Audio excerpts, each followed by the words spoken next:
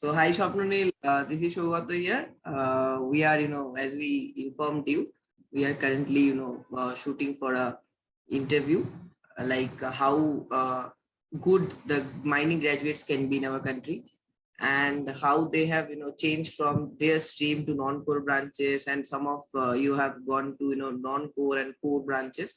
And it is very essential for our audience, for our budding mining engineers to know that how important and how essential is their college life, and after what to do next, so that they can also pursue such immense career and prospective careers like you have been to. Congratulations on your a journey from mining undergraduate to Capgemini.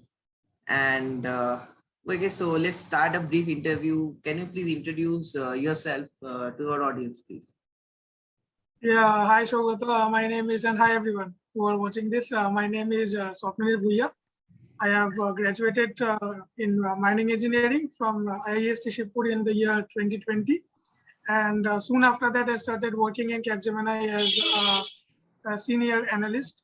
And currently I'm working in a project under Capgemini, and the journey has been good till now. I'm hoping to, shine more and gain more success as and when comes in my way. Great. Can you, briefly talk us about what has the journey been like, and please take us to the entire journey from, right from your school life and how you entered Shibpur, such a prestigious college, and after that, you have gone on to become, a senior analyst at Capgemini. So, what was the, journey been like? So, how was it? Please tell us. Yeah, sure. Like from school life only, I had, initially to clear out things. I never had planned to study mining engineering in any college ever in my life. I was totally focused on studying computer science, and I loved that subject. I used to, love doing codes and love writing codes, for a change, I was never interested in biology. So the medical line was never in my path. So it happened so that when I gave JEE mains, I didn't expect that I'll get a chance in any college, because it was, under my expectation of what I should have given. And before the results came out. And so hence I focused on some other private engineering colleges exams. And then when I got selected in some, and I even got the subjects that I wanted.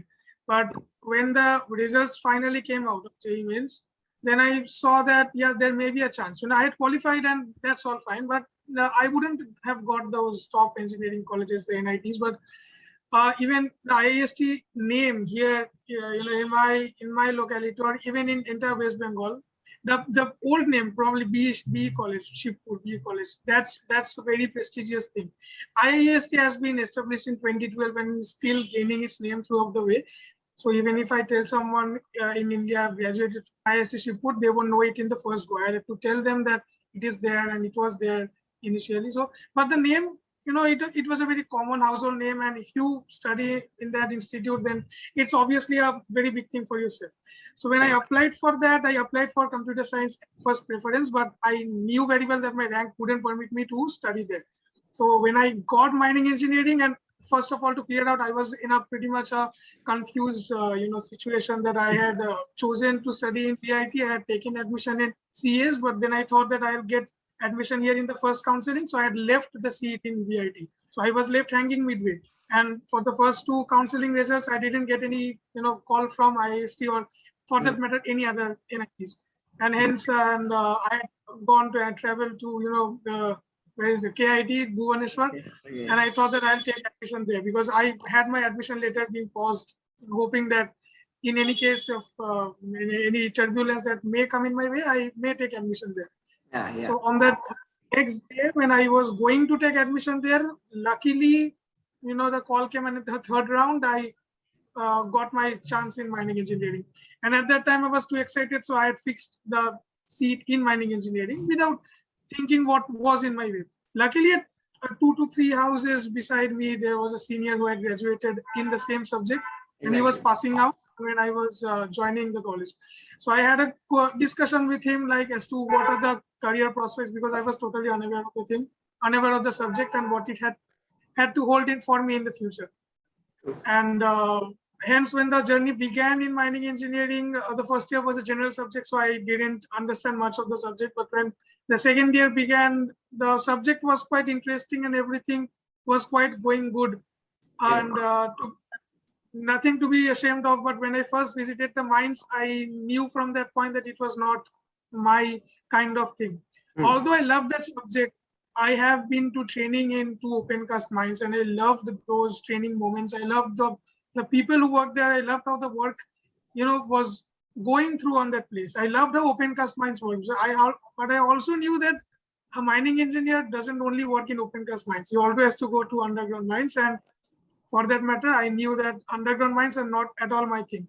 And the life that is associated with mining engineering, I may adapt to it, but it might cost a lot of my life's independence to achieve that. So from second year onwards, I had this in mind that I couldn't depend only on mining engineering. I had to try my luck on some other things as well. And I didn't practice coding and all that vigorously. I took up those projects that wouldn't be totally focused on mining engineering, but had some applications that were related to some other subjects or external things. So I had planned that nothing will be on the core side, core mining, everything the core mining, because time might come that in the placement, and from say third year onwards, when we mix with the seniors, we know which company comes first and which doesn't, what company comes at what time. So for that safety, I always knew that Capgemini will come before all the mining companies will come. And henceforth, when the third year ended, the third year, my third year the fifth sem, I guess, fifth sem, my CGPA went down. And I knew that the sixth sem was the only chance that I had got to increase my CGPA to whatever, the best possible that I could before the companies came. So according to the sixth sem, after it went, quite satisfactory for me, I went forward, and I, when I say I applied for a few off-campus placements, like for T and QT and everything, just to test out my CV, that if I sit for any non-core company, where my CV, where will it stand? So that was the experience for me. And when Capgemini came, I really hoped that I shall pass all those tests, and was pretty lucky, to be honest, that I could reach the final stage. And when I entered there, already one of my batchmates, Oran Nore, he had already gone ahead of me, but was unfortunately rejected, which actually had a toll in my mind, that whether he, being a mining engineer, would be preferred by this company or not. So when I last went inside, I had they asked me why you want to shift from mining and to IT, because it's not your cup of tea. So then I had to explain to them, why I wanted to shift the industry, not demeaning my own industry, because mining hadn't done any harm to me. It was me who chose it, so it wasn't under my right to demean my own point of study. So I only told that what I felt about mining and why I wanted to change, and if that worked, it could work. So what also helped in changing what was the CV that I had built, the kind of projects that I had done, which impressed those selectors, and hence they deemed me to be suitable to join the company. And hence, that's great. So that was a very detailed answer. Like, I could summarize two or three things, like from second year onwards or during the 4 years, like training and internships matter a lot, because they give you or excursions which are done by the institute, so, or the department, that gives you a real insight of how the mining life will be, and that is very essential to attend for all the budding mining engineers. And secondly, not restricting towards only mining, and intertwining other fields of studies into mining, and keeping up touch of both of the things can open up more avenues, like it did for you during the campus placement procedures.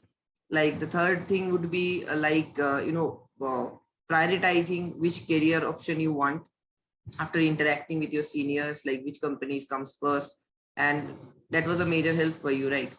And next up, trying out new ways, like how to test yourself in the big competition that we already are in.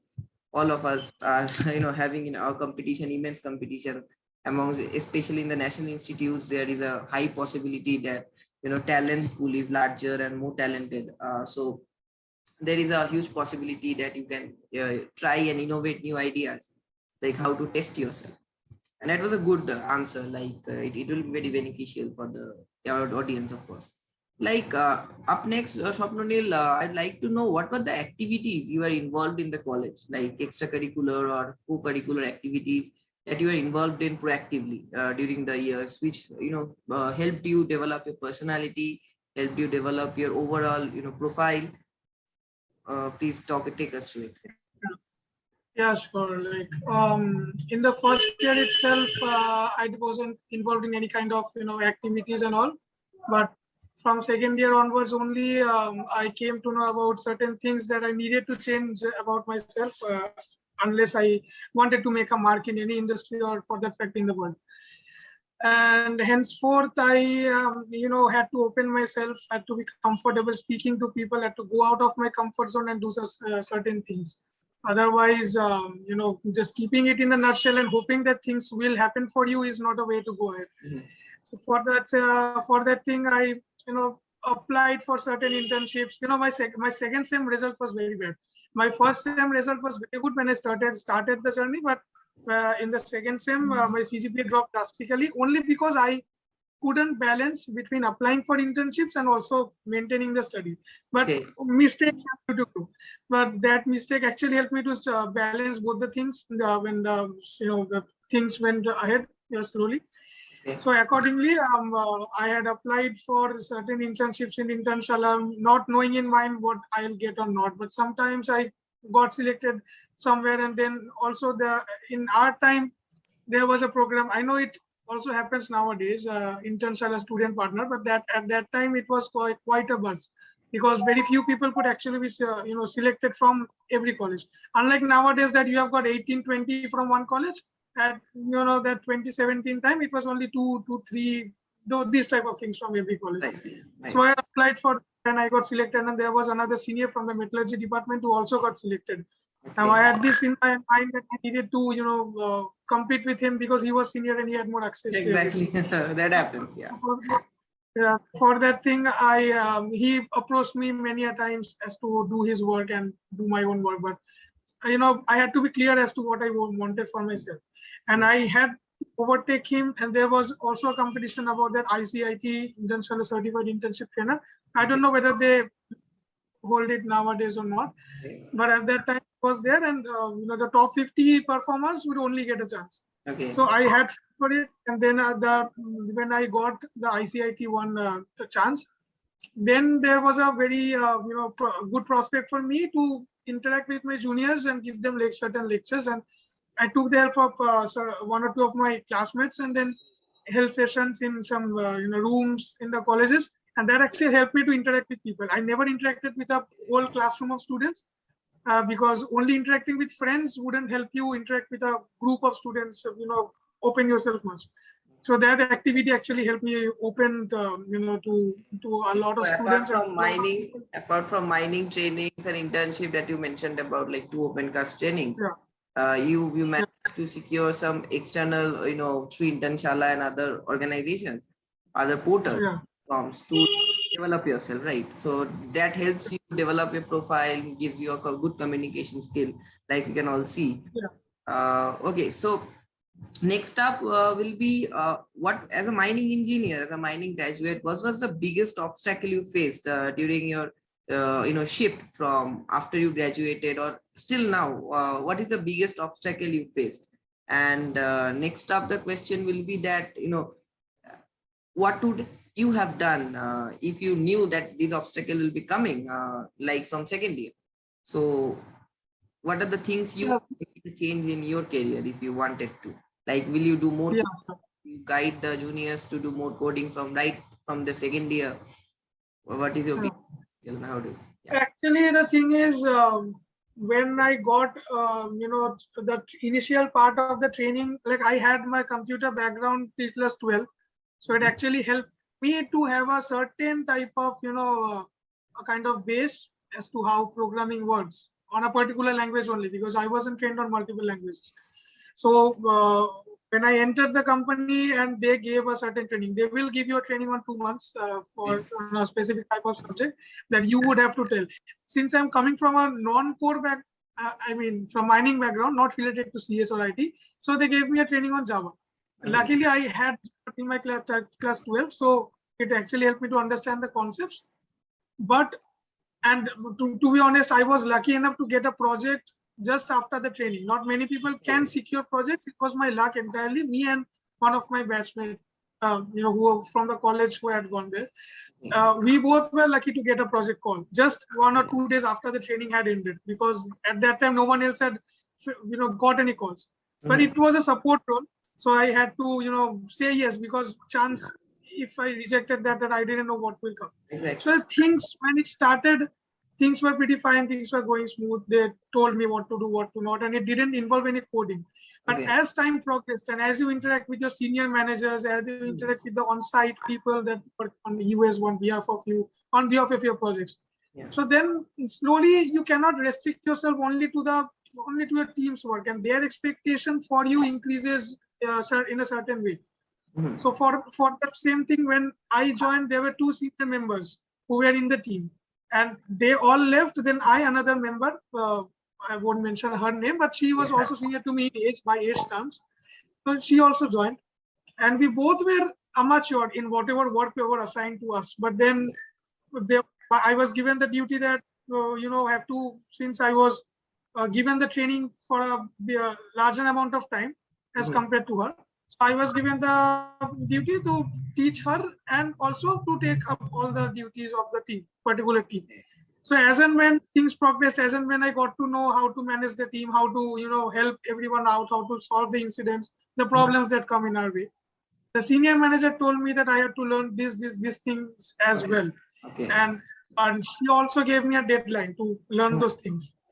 For that thing, there are two sides of every coin, and also to this there are 2 sides. If you say yes, and if you actually stand up on her expectations, you can expect a very smooth life in your company and smooth promotions and everything. And if you say no, then God knows what will happen. So accordingly, I said yes, and that solved the problem temporarily.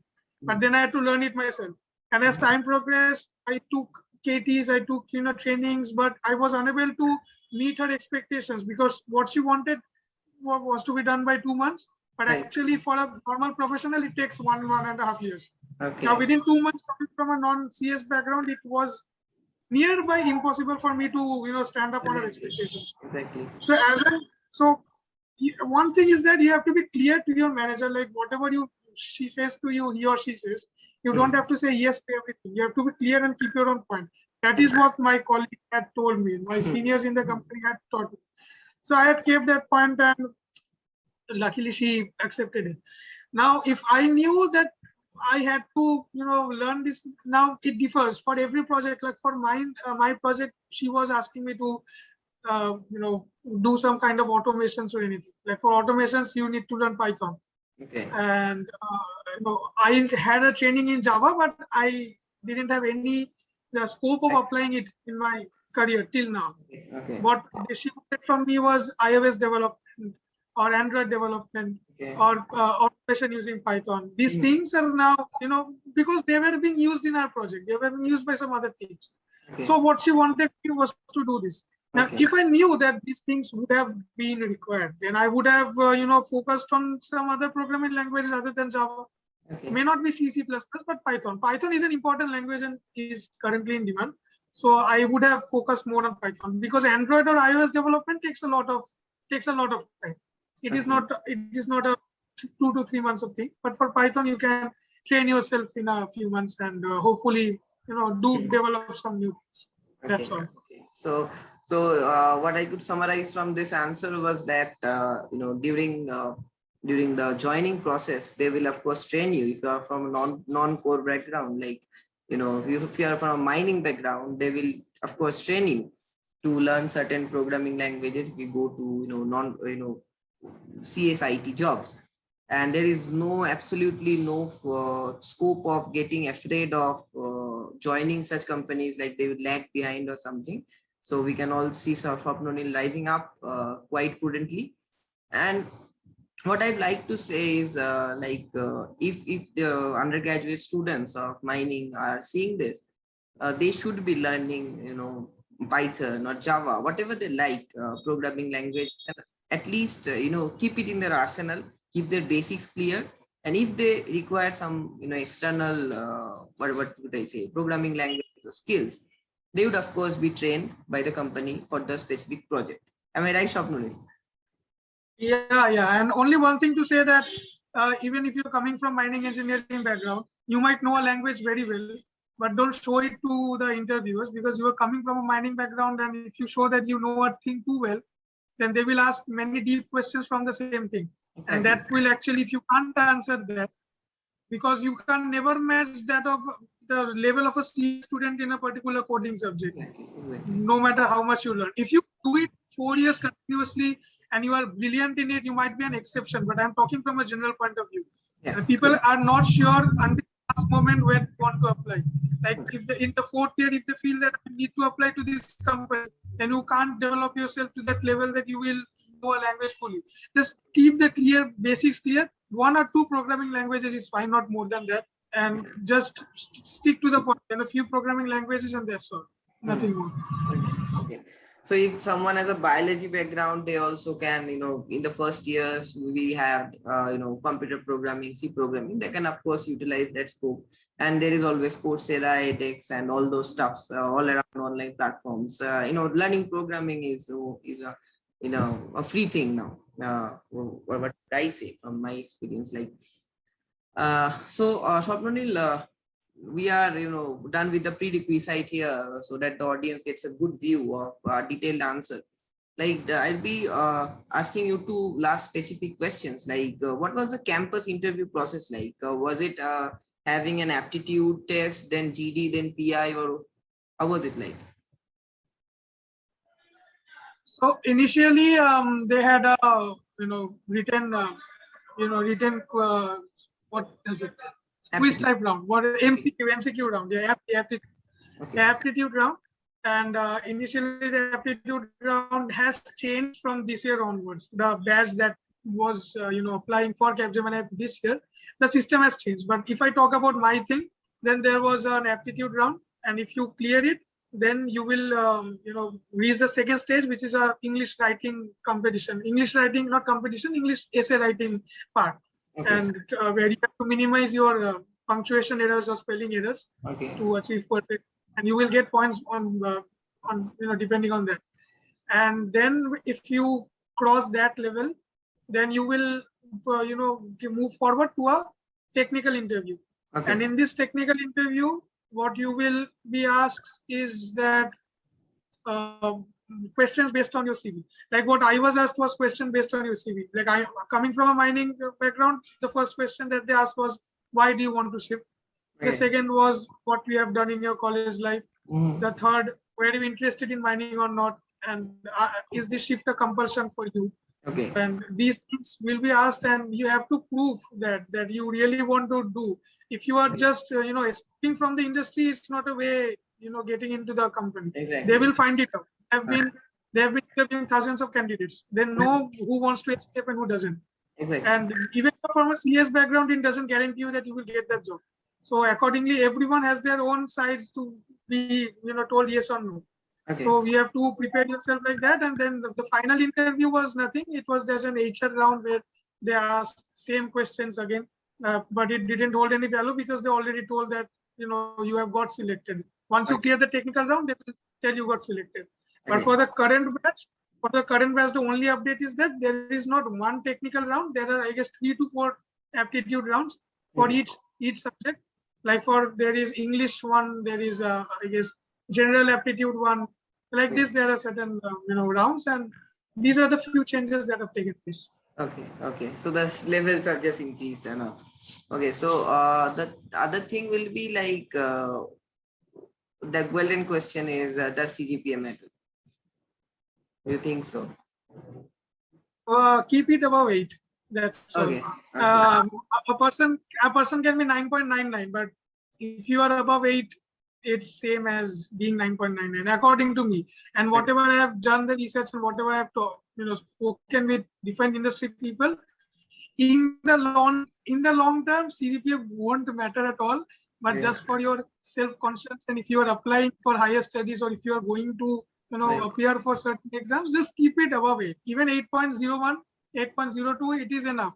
Just if people are getting 9.99, let them get 9.99. You just keep it above 8.02, and you may shine better than them. So it's just depends on the career path that you choose and how well you perform in that. That's all. That was a very confident answer. Like, good, great. Lastly, Swapnil, so we have got about the campus placement process and how it is to shift from the mining and to the coding industry, IT industry, and how to crack those. What are the important factors, like building up your career pathways, like not limiting it to the mining industry. I repeat, like intertwining it with mining, with IT, so that you can have a strong base, right?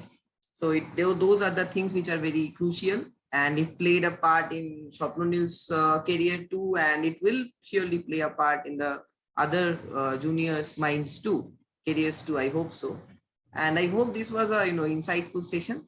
Lastly, Swapnil, it was good talking to you, and we have just started this interview episodes, and I surely think that it will be useful for many budding mining engineers and even other core branches who are trying to move out due to compulsion sometimes, due to different career choices, whatever it is. So I'm sure it will be insightful. So before we end, can we have a last moment? I have already summarized it. Can we have a last moment tip or a golden tip, like, or a quote from your end? Like, what would you suggest to especially to the budding mining engineers of the country, and be it anyone, be it from any college? Lastly, can you? I would tell you that enjoy your college life, but at the same time, plan it from the first step onwards. Do not make it, do not be late in judging where you want to go, what you want to do in the future. You may change it as you go ahead, but at least make a career plan and then do your fun sidewise. I have seen both sides of the coin, doing very much fun and being very much out of studies. And I've also seen how being serious works. Like the interviewer himself, like Shogoto, the one who is taking my interview. He knows some things, obviously, because he was my classmate. And for a matter of fact, someone should ensure to take his interview as well, because he is also someone whom you have to ask about a lot of things. We all did from him throughout the 4 years, so you people as well might do. And then some things like Shogoto knows that from 2018 onwards, there were some things that were taking place outside the class, and how from 2019 onwards, the starting onwards, I changed. Like be it Initium, the annual fest in mining engineering that takes place. Like he knows how I changed my path of being serious about that, from being let it happen, what will it do to me, like from changing my career. So from then onwards, I will just tell that do your fun. College life will come only once, and these 4 years, I don't know due to COVID how after how long you will get your physical classes resumed.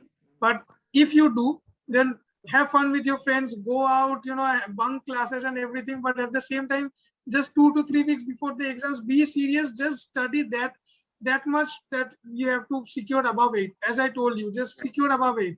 Do 8.4, 8.5 is good enough. You don't have to just say that I'll get a supply and get that marks increase. No, supplementary shouldn't be your first priority. First priority is giving that exam and passing it at one go. One subject might go bad, but there are other 5 or 6 subjects to balance it out. So don't let one subject go, push you down, because in our mining engineering, Shogoto knows, there were subjects in each semester that will pull you down. And there might be subject you might do very well, but when the paper comes out, you will see these are not the marks that you deserve. So these will happen. So you won't ever get the perfect result that you want or you are aiming for, but at least study only the limited portion, only the portion that you think is necessary for you to get that particular mark, and plan your career. Fun will always be there beside you throughout your life. That's all. That's great. That's great, Swapnil. And once again, congratulations on doing such a wonderful work. ahead, and congratulations again. Due to COVID, the convocation is, just a back off, and congratulations on being amongst the very few who could manage a Bachelor of Technology in honors, and congratulations for everything that you are doing. Keep doing, and wish you all the best for all the future endeavors that you might envisage. And we have given Swapnil's LinkedIn and Instagram accounts link below, so that you can follow him, get back to him if you need. And thank you. Will increase my followers. Thank you. yeah, true. So hit back to him if you need, and I request all the audience to follow this interview series. And I'm sure that it will be insightful and more exciting the next time we come back. So here it is from Gautam Majumdar signing off. Thank you, Swapnil. Thanks a lot. Thank you, everyone. And do follow this series. He is doing a great initiative. So hands up. Thank you. Thank you, Swapnil.